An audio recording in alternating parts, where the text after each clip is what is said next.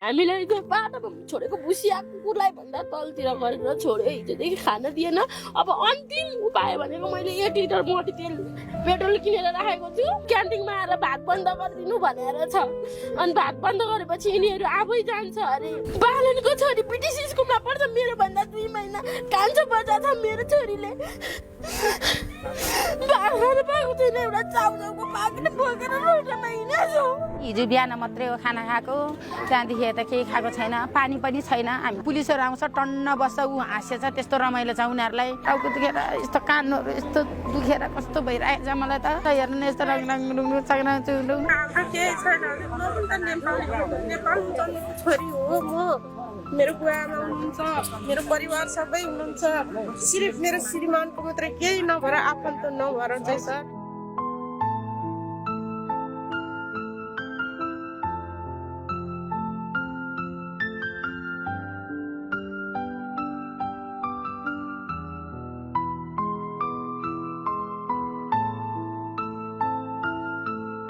मेरो नाम सुकुमाया गुरुङ।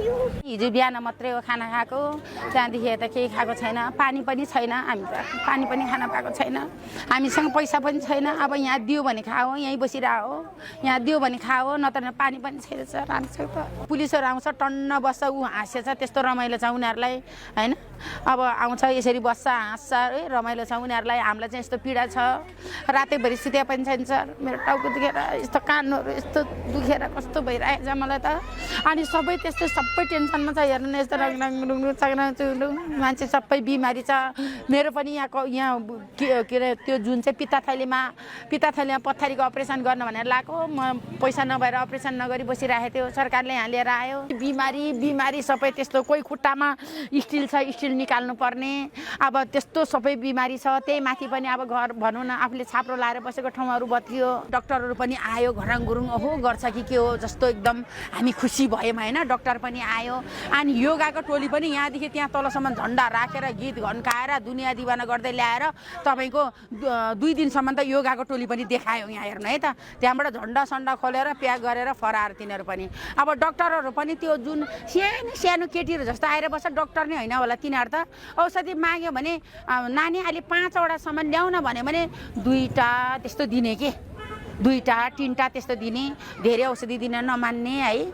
अब एलर्जीको औषधि एकदम अनिवार्य खानुपर्छ मलाई। त्यो एलर्जीको औषधि खाएन भने सब चिलाउँछ। बच्चाको स्कुल अब यो बच्चाहरू डङ्काडङ्क पढ्ने बेलामा अघि हेर्नु, त्यो बाबु बसेर दिमाग ह्याङ भएर मलाई यहीँ सिधार्न आएको थियो। हेर्नु न, पढ्ने मान्छे स्कुलमा पो सरले कन्ट्रोल गर्छ, दुनियाँसँग ज्ञानको कुरा सिकाउँछ। यहाँ त फुर्सद भएपछि त अब मिडियाहरू त आयो, खुसी पनि लाग्यो। अब हामीलाई रात के हुन्छ त, मिडियाले अब कति ठाउँमा सहायता गरेको देख्छ, कति ठाउँमा जनताहरूलाई चाहिँ उपचार गरेको देख्छ, खाना लगेर बाँडेको देख्छ। हामी यस्तो अवस्थामा मिडियाले के सहयोग गर्छ त हामीलाई।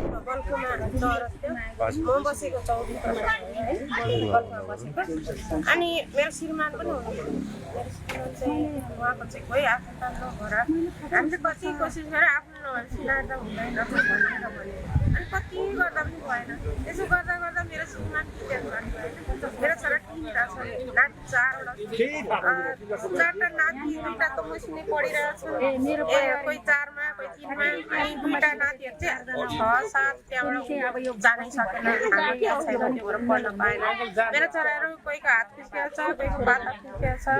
अब उनीहरू पनि काम गर्न नसक्ने स्थिति त थियो। तैपनि नाग्दा भएको भए खाना गरेर खान सक्थ्यो शान्ति होला। यसरी बस्नु पर्ने थिएन होला सुखमा। तर हाम्रो केही छैन, म पनि त नेपाल जन्मेको छोरी हो। म मेरो बुवा आमा हुनुहुन्छ, मेरो परिवार सबै हुनुहुन्छ। सिर्फ मेरो श्रीमानको मात्रै केही नभएर आफन्त नभएर चाहिँ सर यस्तो पीडितमा परेको छु। मेरो लागि निया गरिदिनुहोस् हजुर।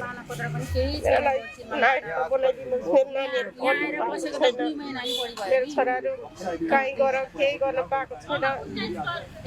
टोइलेट सफा गर्न गयो भने पनि नाच्छ हुँदैन भन्नुहुन्छ।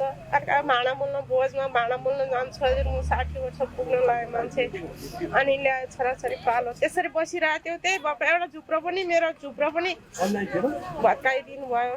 बालन छोरा र मेरो लाइन यहाँ चाहिँ तपाईहरु मेरो लाइन नागरिकता चाहिँ बनाइदिनु हजुर मेरो बच्चा पढ्नु भएन 2-4 पैसा कमाएको पनि हामीले ब्याङ्कमा राख्न पनि तिमीहरूको नाते छैन भन्नुहुन्छ जति कमाए खायो जति कमाए खायो अहिले मर्दा एउटा कात्रो ओड्ने पनि पैसा छैन हजुर मैले भनेको त्यो रङ्गशालामा सर पुलिसलाई नि भने सर मसँग त नाता छैन म के गर्ने हजुर म कहाँ जानु भन्दा तिम्रो लाइन हुन्छ ऊ त्यहाँ गएर भन्नुभयो अनि एउटा सरले लेख्दै पनि हुँदो रहेछ एउटा भाइले अनि भाइ मेरो त केही छैन बाबु भन्दाखेरि बस्नु कतिजना परिवार भने यतिजना भने कहाँ भने बल्खु भने अनि एउटा सानो चिट दिनुभएको छ त्यही चिटको अनुसारले हामीलाई यहाँ लिएर आउनुभएको सबिना राई भन्नुभयो कार्की हजुरको अहिलेको भनेको मुख्य समस्या चाहिँ के भइरहेको छ खाना हिजोदेखि दिएको छैन बन्द भइसक्यो बच्चाले भात माग्छ भात छैन हजुर भात छैन अब यहाँबाट पनि निकालेर जान्छ अरे हामीले 25,000 दिन्छ अरे 25,000 को कहाँ लिएर जाने हामी होइन 25,000ले हाम्रो कोठा भाडा भन्छ कोठा भाडा हामी सुकुमासलाई दिँदैन कोठै दिँदैन अनि 2 महिनामा व्यवस्थित गर्छु तपाईँहरूले होल्डिङ सेन्टरबाट भन्यो 2 महिनामा व्यवस्थित होइन सर हामीलाई व्यवस्थित गरेको राज्यले हामीलाई त बाटामा छोड्यो भुसिया बाटामा छोडेको भुसिया कुकुरलाई भन्दा तलतिर गरेर छोड्यो हिजोदेखि खाना दिएन अब अन्तिम उपाय भनेको मैले 1 लिटर मोटी तेल पेट्रोल किनेर राखेको छु बागमती सभ्यता हो मेन खाना नदिने हामीलाई दिउँसो आएर फर्म भर्यो तपाईँहरूले खाना पाउनुहुन्छ 25 गतेसम्म भन्यो भरे क्यान्टिनमा आएर भात बन्द गरिदिनु भनेर छ अनि भात बन्द गरेपछि यिनीहरू आफै जान्छ अरे घरमा डोजर लागेको छ र बर्दियाको मान्छे होल्डिङ सेन्टरमा गएर भोकै बसेको छ र बालनको छोरी ब्रिटिस स्कुलमा पढ्छ मेरो भन्दा 2 महिना कान्छो बच्चा छ मेरो छोरीले भात पाएको छैन एउटा चाउचाउको पाकेट बोकेर रोडमा हिँडेको हिजो भन्न रासा बाबुले तपाईँहरूलाई काङ्ग्रेसले भोट ब्याङ्क बनायो काङ्ग्रेस एमाले भोट ब्याङ्क बनायो माओवादीले भोट ब्याङ्क बनायो हामी भोट ब्याङ्क बनाउन दिँदैनौँ तपाईँहरूले घर जग्गा पाउने भन्यो खोइ त त्यो कानुन उसले उल्लङ्घन गर्यो नि त उसले खोइ त कानुनको पालना गर्थ्यो भने ती टोलमा बसेर किन हामीलाई छानबिन गरेन हाम्रो घर नभत्काइकिन तिमीहरू हुकुमबासी छन् भन्यो हुकुमबासीहरूलाई तिमीहरू जाओस् हुकुमबासी बस भनेको भए हुन्थ्यो नि माइकिङ गर्नको साटो नागरिकता उठाउन आएको भए हुन्थ्यो नि व्यवस्थित गर्न भन्नु चाह्यो भने अहिले थाल्यो भने भोलि बिहानसम्ममा सबै थोक हुन्छ यो राज्यले नचाहेको हो हामीलाई भुटानी शरणार्थी भन्दा तल्लो स्तरमा राख्यो हामीलाई भुटानी शरणार्थीले बाहिरबाट आएर बास पायो भने हामी नेपालको नागरिकले बास पाएनौँ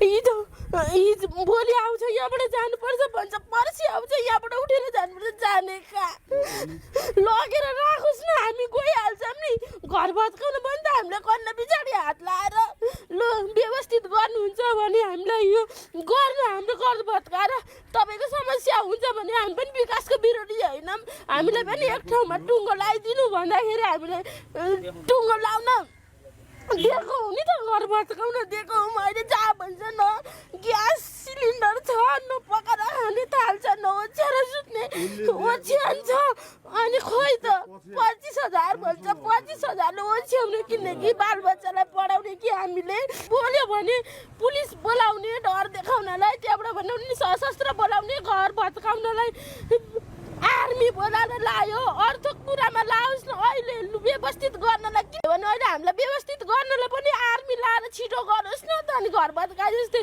2 घन्टामा घर भत्कायो 2 महिना 3 महिनासम्म व्यवस्थित छैन 15 दिनमा व्यवस्थित गर्छु भन्यो त्यो पनि छैन 3 महिना हुन आँटिसक्यो खोइ त हाम्रो व्यवस्थित अहिले त खाना पनि दिन छोडिसक्यो एकजनाले मात्रै भोट हालेको भनेको 6 पल्ट भइसक्यो होला खोइ 6 पल्टमा के चाहिँ गर्यो त सरकारले अहिले लास्टमा आयो घर भत्कायो काङ्ग्रेस एमाले जस्तो गर्दैन तपाईँलाई माओवादी जस्तो गर्दैन भन्दै रन्जु दर्शन हो अझ भोट माग्न आएको घरमा हो अब हामी तपाईँहरूलाई भोट दिन्छौँ भने भोट पनि देऊ खोइ रन्जु दर्शन अहिले यो ठाउँमा हामीलाई दुःख पर्दा आएको खोइ चिसो एसीमा बस्ने हामी यहाँ सडकमा भोकै बस्ने अमेरिका हेर्नु सबै ठाउँमा छ नि सुकुम्बासी कुन देशले यसरी रोडमा ल्याएर जनताहरू आएको छ हजुरले त्यसो पनि औषधिहरू पनि त खानुपर्ने छ होला नि हजुर औषध पनि खानुपर्छ अनि खानापिना औषधि खाँदा खाइदिँदा औषधि पैसा पनि छैन केही न अप्ठ्यारो छ यो म कमाउनु काम गर्नु जानु सक्दैन कमाउनु सक्दैन अब अप्ठ्यारो परेर म विकोपमा छु म हजुर सरकारले दिनुपर्ने पैसाहरू जति दिन्छु भने चाहिँ त्यो चाहिँ दिन चाहिँ दिइरहेछ दिएको छैन दिएको छैन पाउनेले पाइसक्यो हजुर जो जसको नाम अगाडि बढायो हजुर पाएर लगिसक्यो असार 24 सम्म चाहिँ सबै खाली गराउने भन्ने माथिको आदेश पनि छ नि त हजुर यहाँ चाहिँ त्यस्तो कुरा लिएर कुनै डरहरू त्रासहरू फैलिएको कि छैन डर त्रास त त्यही त हो नि अब कुन बेला आउँछ र हजुर हामीले लखेट्छ भट्काइदिन्छ भट्काउ त के भट्काउँथ्यो र हामीले लखेटिदिन्छ यहाँबाट बाहिर गरेपछि कता गएर मैले केही सुन्दैन खराब हालत